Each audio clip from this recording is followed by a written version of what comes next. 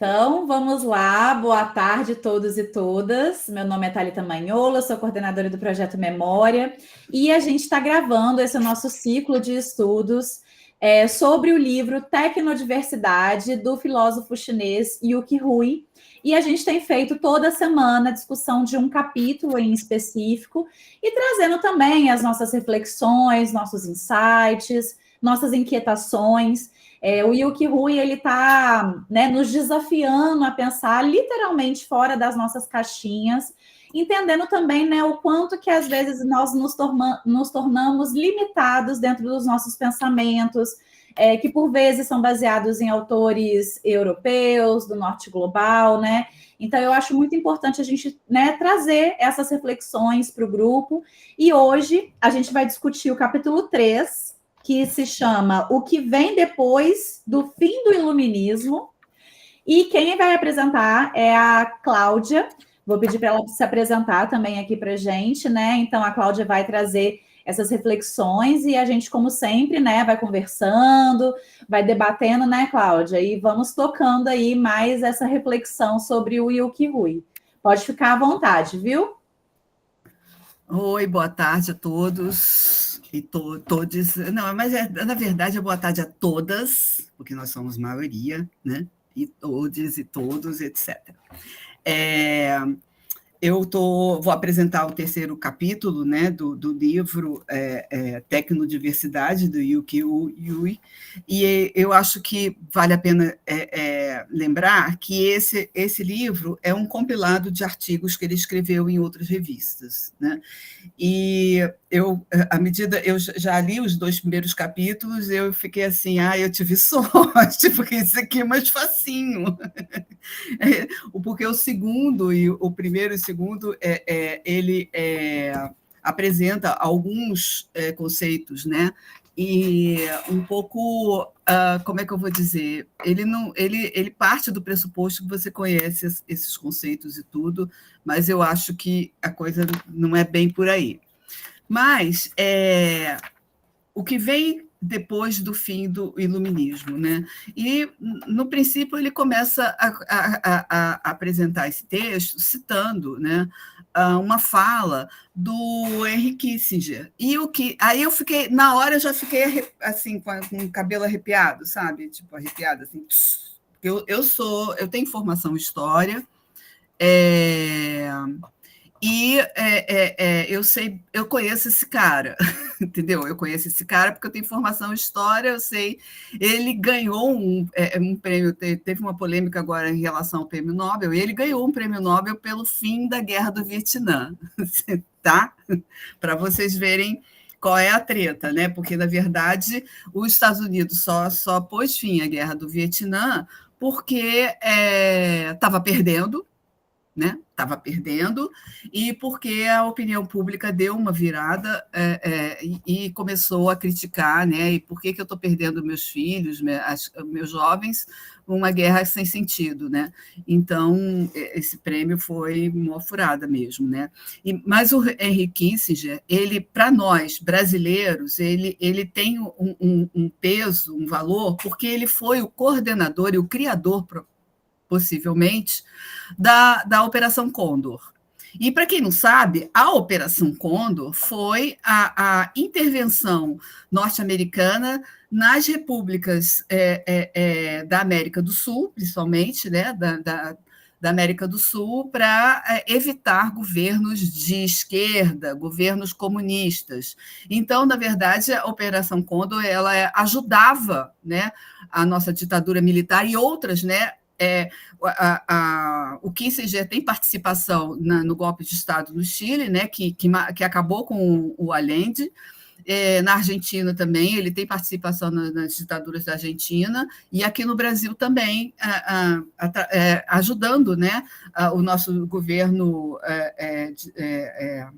ditatorial, né, nosso governo nas coisas horrorosas que eles fizeram, né? Então, ele é um cara de extrema-direita. Resumindo, e é engraçado que eu fico assim, porque o Yuki Hui não fala assim, ele não tem uma crítica, não, esse cara é de extrema-direita. nas entrelinhas de tudo que ele fala, você acaba percebendo que realmente ele tem uma postura crítica, mas isso meio que me incomoda na fala, inclusive nos capítulos anteriores do Yuki, essa posição dele em cima do muro me incomoda um pouco, né? Mas, de qualquer maneira, a grande pergunta aqui é: o iluminismo deve acabar? O iluminismo acabou ou deve acabar? Essa que é a grande questão da história. E aí, nessa leitura, você percebe que tudo acaba bem. Porque nós temos aqui duas posturas, né? Por que as extremas direita, né, os como é que era o nome? Os de extrema-direita. Neo-reacionários. Neo-reacionários, isso, valeu. Os neo-reacionários querem acabar com o iluminismo, né? E aí a gente percebe que também, se a gente tem um olhar mais diversificado, mais crítico, né? A gente também quer acabar com o iluminismo, mas por outra razão, não é? A razão é diferente, eu vou mostrar como. Por que o iluminismo, no meu posicionamento, por que o iluminismo tem que acabar, né? Por que os neo-reacionários também querem acabar com o iluminismo, né? Então, eu acho que esse capítulo é basicamente isso que ele está dizendo aqui, né? E aí, depois, no final do capítulo, ele coloca as propostas dele, que são interessantes, sim, né? Só acho que ele precisava se posicionar, de que lado ele está, entendeu? Eu acho que isso ainda não está claro para mim. Talvez nos outros capítulos fique claro. Então, ele cita uma fala do Kissinger, que Kissinger fala que é preciso acabar com o iluminismo, né? Num artigo que ele publicou em 2018, ele morreu em 2020, 2020 e tal, ele morreu agora no final desse decênio, né? Foi assim, deve estar no inferno, né? Morreu com 100 anos. E aí, eu vou transmitir para vocês que o Yuki Rui coloca essa imagem, né? E meio que você precisa entendê-la, né? Ué, escureceu? Hein? Coisa estranha. Não, engraçado, parece que a luz apagou. Tá, eu acho que é só o foco da sua câmera. Porque eu botei isso aqui, aí ele escurece. Estranho. Bem estranho. É o iluminismo que está acabando. Bom, então, eu vou transmitir esse desenho para vocês entenderem do que significa ele, né? O que ele significa. Peraí, deixa só. Que eu fotografei e baixei aqui no computador, eu fotografei de maneira meio tosca. Mas. Cadê? Onde eu coloquei? Peraí, deixa só. Está aqui. Na pasta do grupo, né? Eu criei uma pasta. Então.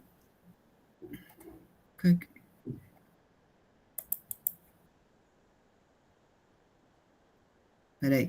Então,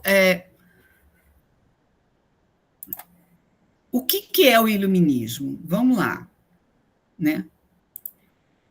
Tendo que fazer uma... Agora eu consigo abrir. Tendo que fazer uma lembrança, né, do que a gente aprendeu na escola, né? Aqui, ele apresenta nesse iluminismo... Peraí, deixa eu só. Ô, Cláudia, você está tentando compartilhar essa imagem aqui para a gente ver? Tô. É porque não foi aqui para a gente. Tenta compartilhar ou pela janela ou pela tela, porque aqui a gente não está vendo essa imagem. Espera aí. Eu abri... que droga. Deixa só. Espera aí. É complicado mesmo. Às vezes ou é pela guia ou é pela janela. Tem hora que a gente não consegue mesmo. Não, é que ainda não tinha aberto. Então, a definição clássica de iluminismo, ele mesmo dá na, na página 78, quando ele fala assim: o iluminismo, como todo, visava a plena realização da humanidade e de valores universais por meio da luta contra a superstição, e que seria pela ciência e pela tecnologia que essa batalha deveria ser vencida. É isso que ele fala aqui, né? Bom, a gente concorda com isso, né? De uma certa forma, a gente concorda. Eu vou dizer por que esse propósito do iluminismo é uma furada. Espera aí. Agora foi. Agora foi. Então, tá chegando aí para vocês. Tá carregando. Agora sim, tá abrindo. Tá carregando. Tá um pouquinho embaçado, mas eu acho que é pela internet. É? Vocês conseguem ver por aí? Para você agora? Não tá embaçado, gente? Engraçado. Tá? Agora foi. Agora sim. Agora sim, Cláudia. Agora encheu. Agora a imagem se estabilizou. Eu não consegui, não tive tempo de fazer um PowerPoint, né? Mas, enfim. Então, esse desenho, ele é a essência do iluminismo, entendeu? Eu acho engraçado que eu acredito que tenha sido o próprio Yuki que desenhou isso, né? Porque não tem, ele não colocou se tem crédito, não, então eu presumo que seja ele que tenha criado essa imagem, né? Por que é a essência do iluminismo, né? Segundo o pensamento iluminista, né? Nós temos uma linha reta que nós vamos chegar a uma plenitude da humanidade, do conhecimento, a partir do momento que nós batalhemos contra a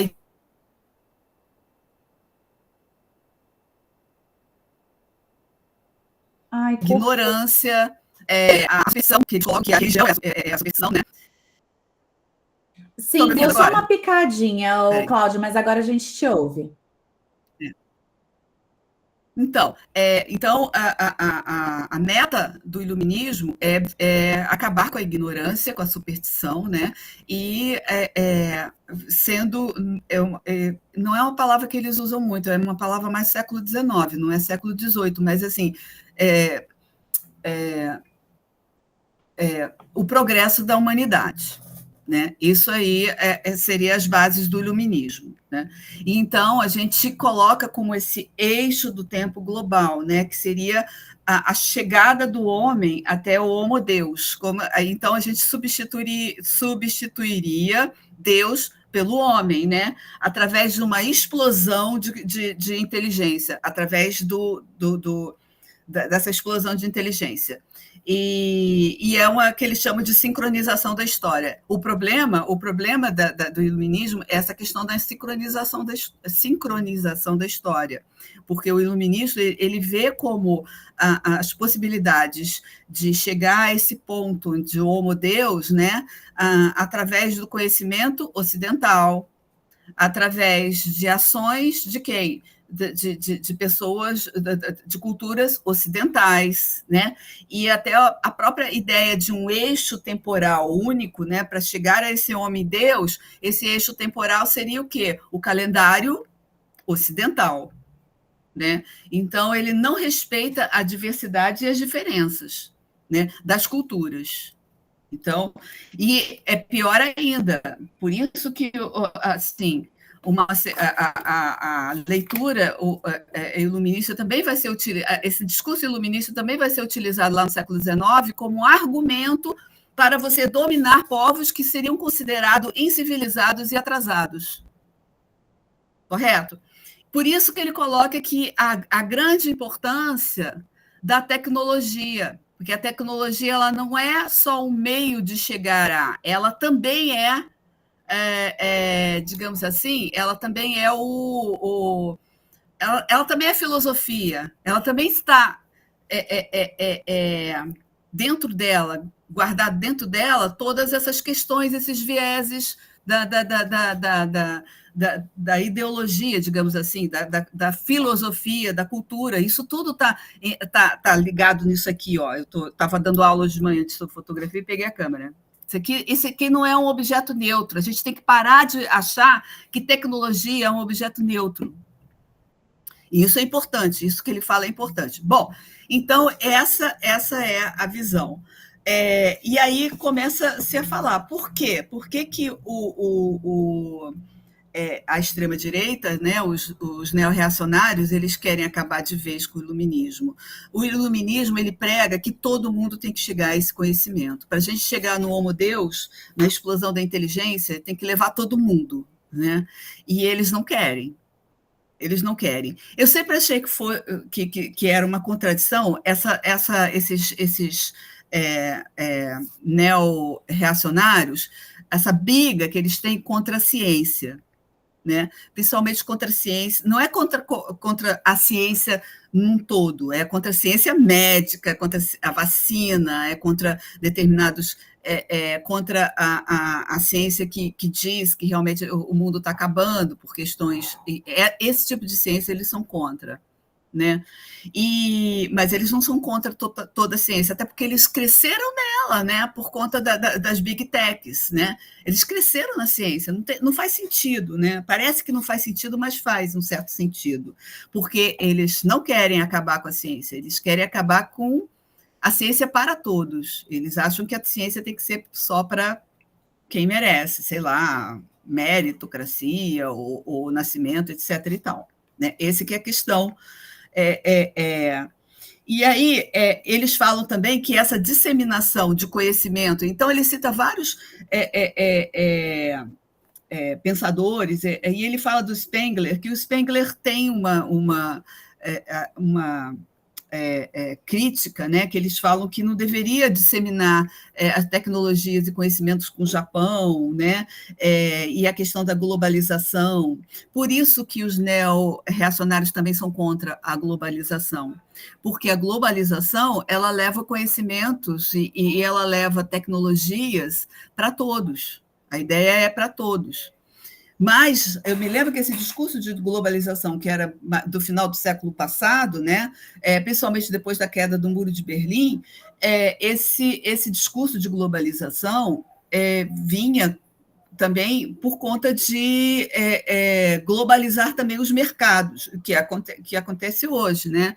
A gente consome o mesmo iPhone que sei lá, na Argentina, na África, na China, na Austrália, é tudo globalizado, né?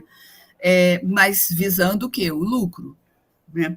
E aí ele fala que sobre o Spengler, que é esse pensador que também é contra, né, essa faceta do iluminismo, quando ele diz assim: o Japão expôs o dilema da globalização tecnológica. De um lado, a disseminação da tecnologia constrói um eixo de tempo global, ao longo do qual a modernidade europeia se torna métrica de todas as civilizações. É aquilo que está no quadro ali, que eu acabei de falar. Então, a modernidade europeia é a métrica, é a régua, né, desse progresso que vai levar ao homem-deus.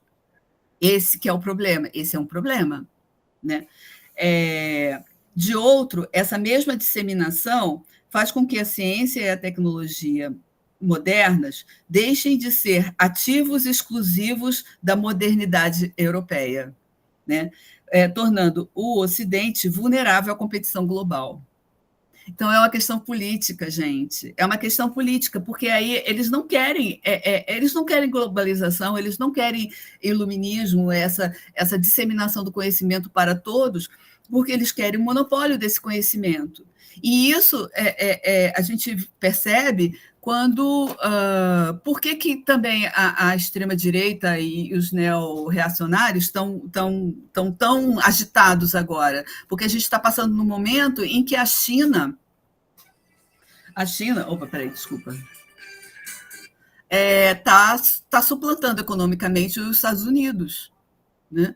E então a gente tem que combater, eles têm que combater a China, né? Então, porque a China, se você pega a história da China no século XIX, teve as guerras do ópio, teve tanta confusão lá e era tão pobre, era tão miserável, tão assim, sob o ponto de vista europeu, era atrasado, né? E aí, com a revolução cultural que veio com a Revolução Chinesa, né? Foi uma coisa absurda o que eles fizeram. É encantador, assim, você estudar essa parte da história, né? Então, ele diz, né? Então, é isso. O Ocidente fica vulnerável. O que está acontecendo agora? O Ocidente está vulnerável. O Ocidente está vulnerável, então a gente precisa, a gente que eu estou dizendo, essa gente precisa voltar atrás, né? Então, eu acho interessante desse capítulo, porque ele coloca que essa questão da tecnologia, como no iluminismo, ela tem que ser universal, tem que ser para todos, né?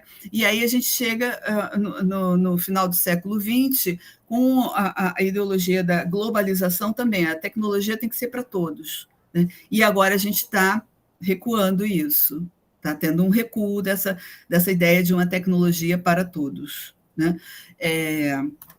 E aí ele diz aqui na página 81, conforme a tecnologia adquire e até mesmo executa o pensamento iluminista, o meio deixa de ser o condutor do sentido e, em vez disso, torna-se ele mesmo o sentido. E aí, quando ele fala isso, é justamente aquilo que eu acabei de falar anteriormente, né? A tecnologia, ela não é neutra, ela não é apenas um meio, ela tem viés, ela é calcada numa ideologia, numa filosofia e tal. E aí eu dou como exemplo, rapidinho, sobre isso, no ramo da fotografia. A fotografia de filme, né? Aquelas de rolinho, vários de vocês já devem ter fotografado ou visto, né, a fotografia de rolinho, né? Até um determinado momento, no início, meados do século passado, né, havia um problema na representação da cor marrom. Então, o que acontecia? Isso gerava um problema na hora de você fotografar, por exemplo, uma foto de escola, onde tinham alunos brancos e alunos negros. Por quê? Porque os alunos negros sempre ficavam zoados, sempre ficavam muito pretos, né, na fotografia. E aí isso sempre se pensou, como o raciocínio é sempre que a tecnologia é neutra, né, se pensou que isso era uma qualidade do filme, ou do equipamento, ou da câmera, etc. e tal. E aí tem uma teórica da comunicação canadense chamada Lorna Hood, que ela escreveu um artigo maravilhoso dizendo que não, é racista, tecnologia é racista. E isso deu um quiprocó no meio fotográfico, né, pessoas que defendem essa neutralidade do equipamento, né, dizendo que isso é mimimi. Né? Mas ela consegue demonstrar que isso é um viés racista, é ideológico, sim, senhor. Né? Então, isso para vocês verem. Pode falar, Thalita. Diga lá. Cláudia, eu fiquei pensando, porque ele, nessa primeira parte aqui do capítulo, ele coloca 2 desenhos, né? Ele coloca esse primeiro desenho e depois parece que ele propõe essa nova forma da gente ver, né? Então, ao contrário desse que você está mostrando, ele depois mostra a bifurcação do futuro, que é quando a gente chega no Homo Deus e isso se bifurca, né? Isso se enraiza para outros lados. Então, aqui, você acha que nesse caso desse segundo desenho, é ele já tentando propor esse olhar que vai para além do iluminismo? Sim, você está dando um spoiler, né? Ai, desculpa! Não, mas é isso mesmo, é a proposta dele, justamente a proposta dele eu também reproduzi. É porque a gente ainda está aqui na sincronização da história e no iluminismo. Fiquei curiosa demais. Não, mas é legal, sim, mas está certo, é isso mesmo. Né?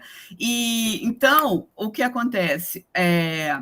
Ele faz uma proposta, ele fala sobre essa questão da tecnologia. A gente tem que estudar mais a tecnologia, mas numa percepção da tecnologia. Ele cita vários autores, né? O Simondon, o André Leroy Gourhan, e outros, Walter Benjamin também ele cita, e Mas isso para caracterizar o que é esse iluminismo e como esse iluminismo precisa ser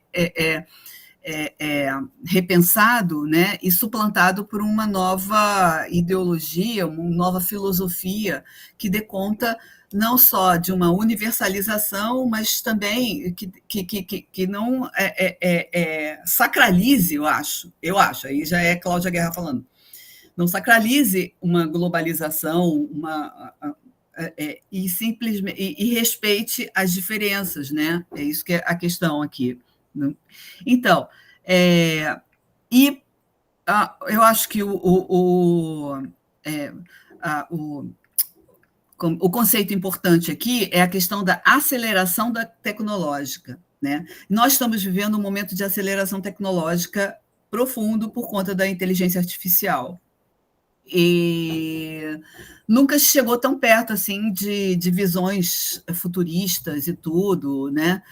Nunca se chegou tão perto de visões futuristas como agora, né? Aí eu sou obrigada a tirar o gato daqui, né? Vai, sai.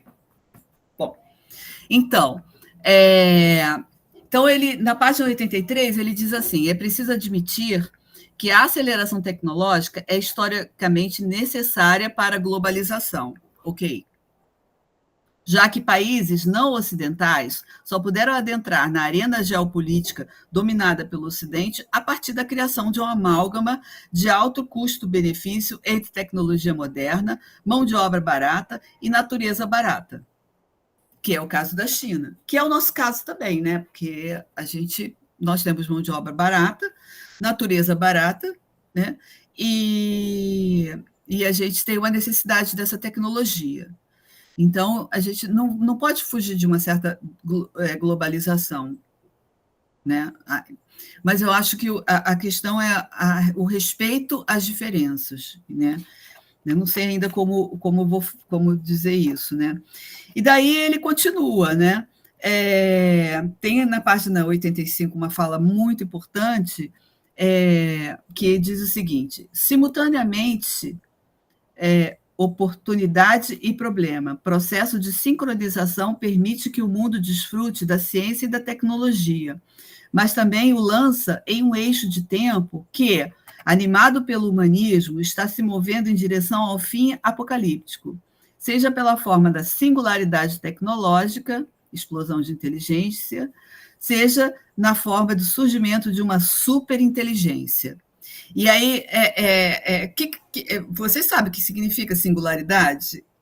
Essa singularidade tecnológica, assim, eu surtei nesse conceito, né? Singularidade tecnológica será o momento em que as máquinas vão dominar, vão suplantar o homem no pensamento, na rapidez e tudo, e vão dominar o planeta. É a ficção científica, o Exterminador do Futuro, é Matrix, né? E assim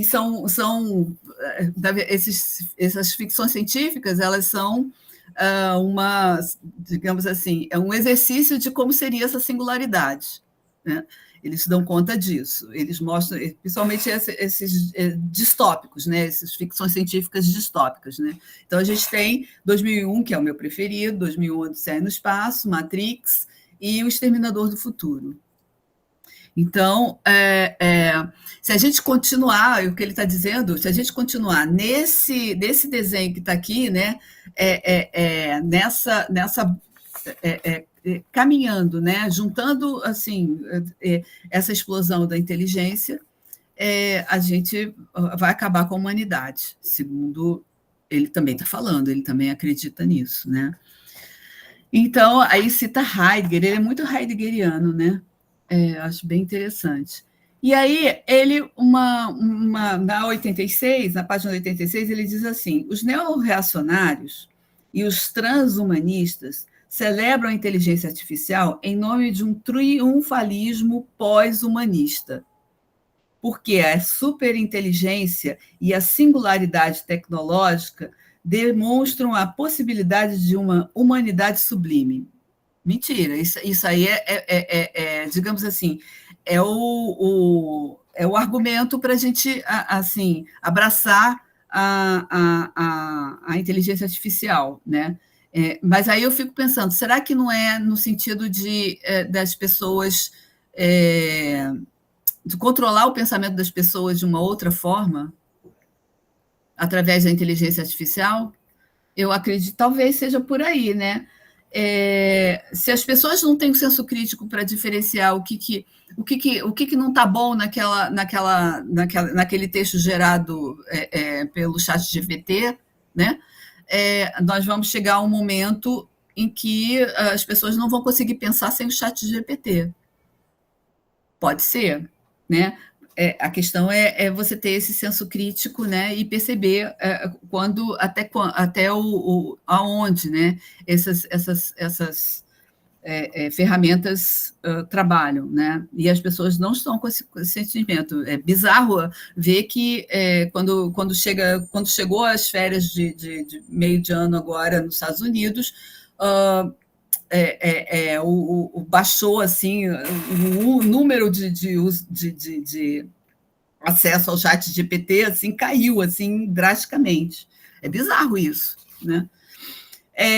Daí a gente tem quais são as propostas do Yuki, né? A proposta principal dele, ele diz assim, na página 88, uma delas, né?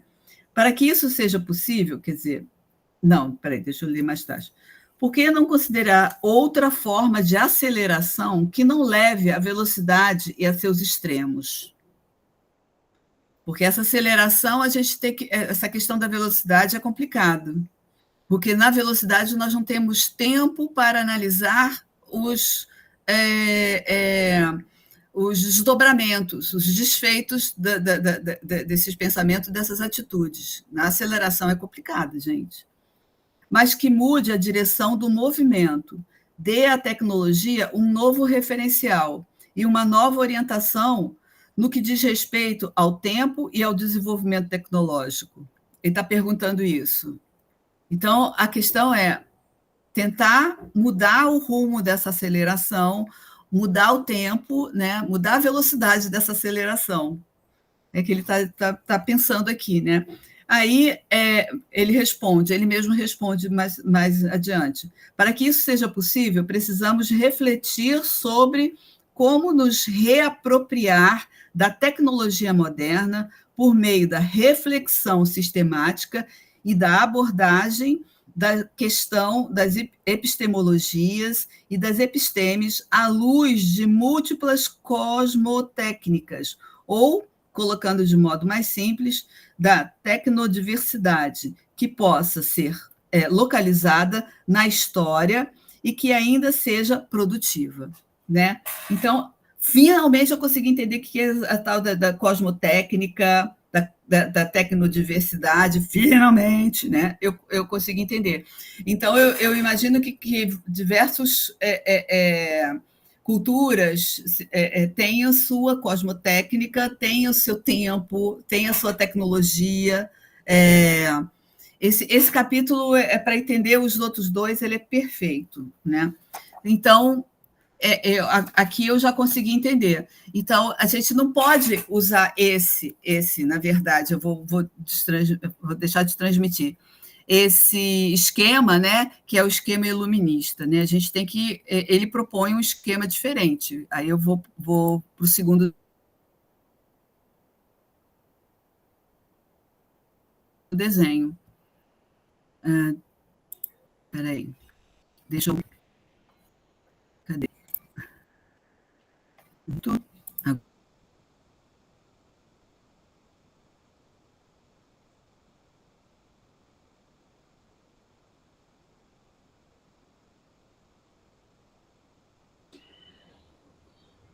Para a gente aqui ainda só não foi, tá, Cláudia? Só para você saber, deve estar carregando, né?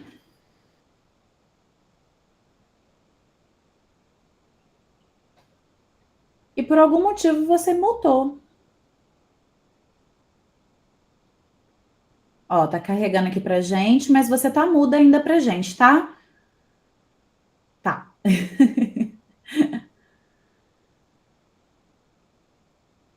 Pra gente aqui foi certinho.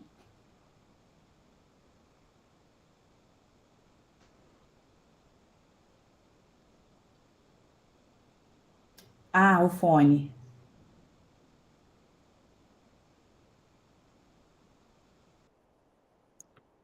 Parece que é o microfone mesmo que tá desligado, porque tá com o ícone de microfone desligado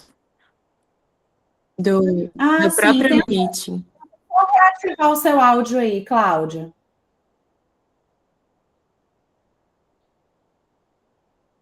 Eu não sei se eu consigo. Peraí. Como. Não, como dona da sala, eu não consigo te colocar para falar. Que estranho. Terminar isso, agora que tá bacana. Para. Ah, agora foi, te ouvimos, te Oi? Ah, então ouvimos. tá. Tive que tirar do fone de ouvido, não sei por que parou de Ah, então funcionar. pronto. Então Mas agora foi. a gente te ouve bem. Então, esse é a proposta do Yuki, né? Já é íntimo para mim, é o Yuki. Essa é a proposta do Yuki. E aí a gente pode resumir ela, né? Resumi-la lá, não, sei lá. Bifurcação do futuro, né? O eixo de tempo global, que a gente não pode mais, em algum momento, a gente precisa da globalização para, de uma certa forma, unificar a tecnologia, né? Dar acesso a todos, o que os neo-reacionários não querem, né? Dar acesso a todos, mas a gente precisa, esse eixo do tempo, ele precisa se dispersar também, respeitando os conhecimentos, as cosmogonias, né, de cada cultura, de cada povo, né? E por isso que ele fez esse desenho, no final dele ele se bifurca, né? Então, cada um... e era isso, e essa pauta do respeito às diferenças é uma pauta totalmente woke, né, que eles criticam tanto, é uma pauta woke, é uma pauta LGBTQIA+, entendeu? E é por isso que os neo-reacionários, eles batem tanto nessa... Você, assim, você não, ninguém aqui é ingênuo de não achar que tem várias lideranças neo-reacionárias que são gays, e que batem e que são contra isso. Por conta disso, o respeito à dignidade, o respeito às diferenças, ele vai contra um certo um projeto totalitário, né, de quem manda sou eu, porque eu sou branco, porque eu sou WASP, que eu sou europeu, etc. e tal, né? Então, por isso que se bate tanto nessa tecla, né? Então, a tecnologia, ela, até um certo momento, ela precisa ser universalizante. Ele fala isso na página 80, quando ele diz assim: afastemo-nos, contudo, dessa leitura antropológica e utilitária da tecnologia e tomemos a tecnologia moderna como constituinte de formas específicas de conhecimento e racionalidade. A tecnologia moderna, base de apoio da filosofia do iluminismo, se transformou em sua própria filosofia, né? Assim como o Marshall McLuhan falou, né? O meio, a mensagem, né? E aí a proposta dele, a gente pode resumir, eu anotei aqui, eu fiz tanta anotação, gente. Gente, eu surtei tanto com esse texto que eu até comprei outro livro do Yuki. Depois eu mostro para vocês, né? Então, na página 83, ele diz assim: é preciso admitir que a aceleração tecnológica é historicamente necessária para a globalização. Países ocidentais só puderam adentrar na arena geopolítica dominada pelo Ocidente a partir da criação de um amálgama de alto custo-benefício entre tecnologia moderna, mão de obra... Ah, eu já li isso, desculpa. Não é isso que eu queria ler, não, peraí. É isso aqui. Simultaneamente, há oportunidade e problema. O processo de sincronização permite que o mundo desfrute da ciência e da tecnologia, mas também lança no eixo de tempo animado pelo humanismo, né? Isso aqui eu também já li. Peraí. Aqui. Então, vamos chegar aos finalmente, porque já faltam 10 minutos quase, né? Por que na página 88, por que não considerar outra forma de aceleração que não leve à velocidade de extremos, que mude a direção do movimento, que dê à tecnologia um novo referencial, uma nova orientação que diz respeito ao tempo e ao desenvolvimento tecnológico, né? Aí a proposta dele, para que seja possível, precisamos refletir sobre como nos reapropriar da tecnologia moderna por meio da reflexão. Eu já li isso também, né? Já, né? Ah, então, desculpa. É que eu falo tanto que eu, às vezes, me perco, né? Ah, não, eu estou na página 89, desculpa, gente. Eu estou tão empolgada aqui. Então, a proposta do autor aqui. Cheguei, 91, página 91, proposta do autor, né? Precisamos entender o poder transformativo da heterogeneidade em vez de regredir a um certo Volk em alemão é povo, né? E continuar a depender da empatia e da sensibilidade como forma de resolução de tensões no interior de agrupamento cada vez mais isolados. Essa ideia de empatia e sensibilidade, né? Eu fico imaginando que chega o povo europeu, vamos numa comunidade, numa tribo africana e vamos levar as coisas boas para essa galera, sabe? Isso tudo dá vontade de vomitar. É isso que ele não quer, né? Ele diz que não é por aí, né? Antropólogos como Felipe Descola recolocaram a questão do pluralismo radical de forma a levar em consideração aquilo que se chama multinaturalismo e não multiculturalismo, né? Mas aí a proposta dele essa demanda por um pluralismo é para nós um lembrete de que precisamos nos reapropriar de maneira consciente da ciência e da tecnologia modernas, de que precisamos lhe dar uma nova direção em uma época em que a sua disseminação planetária faz com que esse redirecionamento seja possível. A gente está numa época, através dos meios de comunicação, a facilidade, até a própria inteligência artificial, que a gente consegue fazer esse redirecionamento, né, para uma possível alinhamento tecnológico, mas num sentido positivo, né, para ajudar para a comunicação, né? Por outro lado, podemos entender a afirmação do fim do iluminismo de Kirchner, né, como a marca da concretização de um único eixo de tempo global em que todos os tempos históricos convergem na métrica da modernidade europeia. Vamos acabar com essa história de modernidade europeia, né? Esse fracasso é devido, a grande parte, ao fato de que a questão da tecnologia nunca foi abordada de maneira adequada, nem no Ocidente, nem em lugar nenhum. A tecnologia continua a ser uma ferramenta, e não há modo de enxergar o reino dos fins que está entre os limites da utilidade e da eficiência. Então, enquanto a gente ainda acreditar que a tecnologia é neutra, que a tecnologia não tem viés, não é filosófica, não é... eu acho que é o grande lance dele, eu acho que é o X da questão do Yuki Hui é essa. A tecnologia não é neutra, ela precisa de uma filosofia, ela precisa de um tratamento filosófico, né? que ele fala. Que outra coisa que retém a mentalidade colonial é o cinismo cego e outras possibilidades. Então, a mentalidade colonialista, né, colonial, ela tem esse cinismo de, não, vamos levar a tecnologia para os povos mais atrasados e tudo, né, porque isso vai ser bom para eles. Isso não vai ser bom para eles porque você não está pensando no que ser bom para eles, você está pensando em si. É o espelho, você só vê o que é perfeito quando você se olha no espelho, é narciso, é narcisista essa relação. O colonialismo é extremamente narcisista, né? Então, para acabar, a última citação que eu vou fazer, né? na página 95, já bem no finalzinho, que é a proposta, que é uma frase muito bonita, né? É um trecho muito bonito desse texto.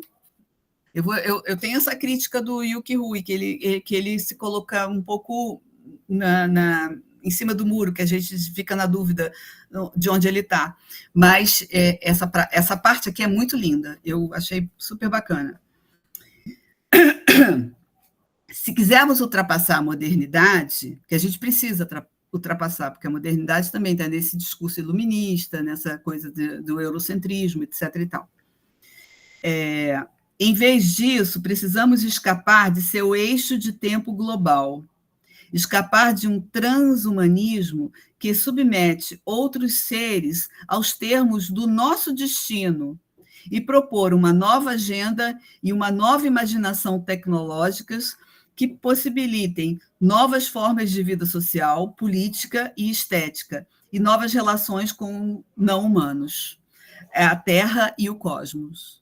Então, eu achei bonita quando ele fala novas relações com os não-humanos, com a Terra e com o cosmos. Tudo isso ainda precisa ser pensado, já que exige uma reavaliação nietzschiana da questão da tecnologia. Isso só pode ser feito coletivamente. Então, é isso.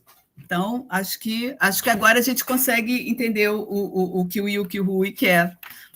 Aí eu fiquei tão empolgada que eu comprei esse livrinho aqui, mas porque não tem nada em português além desse livro, né, do Yuki, que é On the Existence of Digital Objects, né, sobre a existência dos objetos digitais. E aí que vai me ajudar também nas minhas pesquisas, né? Porque eu trabalho também com fotografia digital. Se eu tivesse esse livro, mas se bem que eu acho que esse livro foi publicado depois da minha tese, que eu estava pesquisando para a minha tese. Eu teria usado ele na minha tese, por quê? Porque ele é todo Simondon, que é um cara, vou mandar a referência, que o Simondon é um cara que trabalha com sobre a existência de objetos, né? Então, eu vou começar a ler esse livro agora para ver o que é. Ele é todo trabalhado no Simondon, eu estava olhando aqui. Simondon é um cara bacana, é um cara legal. Gente, que fantástico, Cláudia. Muito legal isso. Depois manda referência lá no grupo para a gente também. Eu acho que vai ajudar muito. E assim, nossa, eu queria tanto que esse capítulo fosse o primeiro capítulo do livro. Eu acho que ia ajudar tanta gente, né, a pensar algumas coisas, mas eu acho que também, de alguma forma, né, o que ele pensou, talvez, na organização desses artigos, né, como a Cláudia bem lembrou, né, são artigos separados, digamos assim, eu acho que ele tentou nos apresentar os termos primeiro, né, então ele apresentou cosmotécnica, cosmos, quando a Adriana e a Paty falaram, né, na semana passada sobre a consciência infeliz, neo-reacionários. Então, ele estava ajudando a gente a entender esses personagens também para chegar nesse lugar, que é quando ele vai defender esse olhar múltiplo, né? Então, ele vai deixar isso muito claro para a gente, né? Para ele, então, essa tecnodiversidade nada mais é do que entender que a tecnologia não é neutra, e que ela, de fato, é absorvida por diferentes povos, pessoas, lugares, continentes, culturas, de forma diferente, né? Então, esse pressuposto de achar que a tecnologia ela vai ser absorvida, entendida, interpretada, consumida, né? Sempre da mesma forma, por diferentes nações, isso é um pressuposto muito errado, né? Que vai entrar no que a Cláudia falou para a gente, da ideia da globalização. Né? Então, a globalização por si só, ela só leva essa tecnologia para todo mundo, mas não pensa como que nós estamos recebendo, como nós estamos usando, interpretando, né? E por aí vai. Eu achei esse capítulo sensacional. Eu achei que ele abriu, assim, muitas... Na verdade, não é que abriu, ele resolveu muitas dúvidas, né, que nós estávamos trazendo também ao longo, né, das outras apresentações. Eu achei um capítulo excelente, né, para pensar isso, né, Cláudia?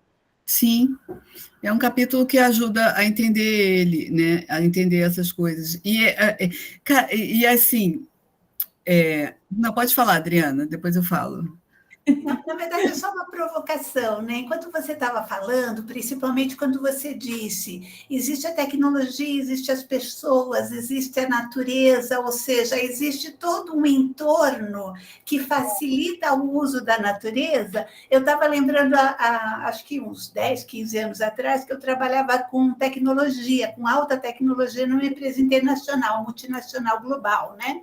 E o grande medo deles, e o grande lance, que era a grande oportunidade, era quando os orientais chegavam, porque eles não tinham tecnologia, então eles tinham que comprar da gente, entre aspas, porque era uma empresa do norte global, né? Uma empresa alemã. E aí, ao mesmo tempo, era aquele paradoxo. Ai, que legal, eles vão trazer dólares e euros para a gente, vão aumentar as nossas divisas. Ah, mas vamos proibir toda a tecnologia, porque eles não podem fotografar. E era muito interessante, porque eles chegavam, eles fotografavam sem a gente ver, e eles conseguiam copiar tudo muito rapidamente. Por quê? Porque tem mão de obra barata, porque tem até água, porque tem tudo, né?